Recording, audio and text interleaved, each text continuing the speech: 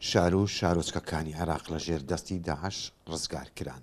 هەر لە نێوان ساڵانی 2014 تاکو و 2016 ڕێکخراوی داعش سەدان کەسی زیندانی کردو.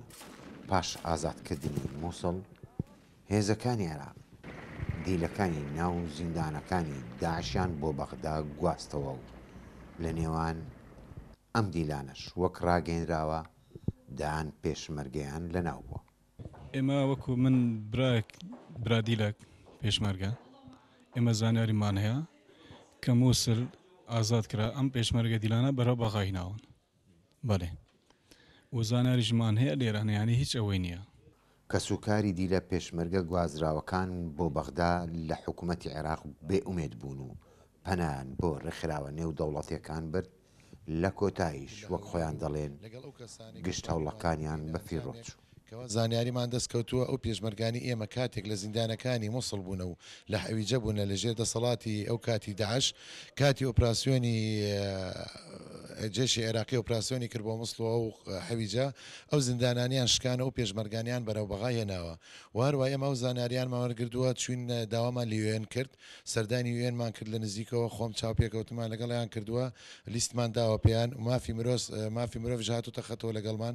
ئێستا بەداخەوە ئەمڕۆژ ڕوومان کردوتە بەغاوە هەفتەیەکە ئێمە لە بەغاین بەدواتچوونەوە بۆواکەین خۆمان لە ڕێی خۆمانەوە بەداچوونەوەکەین لە ڕێ ئەو کەسانە و عیلاقاتەوە بتوانین بزانین ئەم پێشمەرگانی ئێمە بۆ بەهاتوونە بۆ بەغاو بۆچی حکوومەتی عێراقی ڕادەستی ناکاتەوە. ئەمیرە زەنگەنە پەرلەمانتاری عێراق دۆسەی زیندانە پێشمەرگەکانی لە ئەستۆ گرتووە و هەوڵی ڕزگاربوونیان دەکات. هەتاوکو ئێستاکە یەک پێشمەرگەمان نەبینیەوە و معلوماتی فەرمیشمان نییە کەوا لە سجنەکانی بەغدان، بەڵام بە دواچوونی بۆ ئۆکەین و بە کتابی فەرمی سەردانی وەزارەتی ناوخۆ، وەزارەتی بەرگری و ئەمنی وەتەنی و استخبارات و ئەمن و ئەکەین کەوا ئەم پێشمەرگانە بزانین لە کام سجنان لە بەغدا و سەردانەکانمان بەردەوان بە هیوای ئەوەی کەوا بە زووترین کات ئەم پێشمەرگانە سۆراخیان بکەین و بیاندۆزینەوە.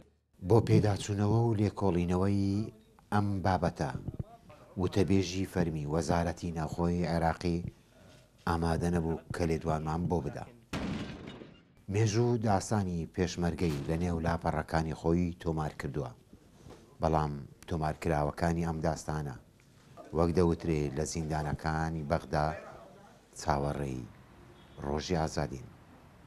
لە بەغداوە نزار عەبدوڵڵا، دەنگی ئەمریکا.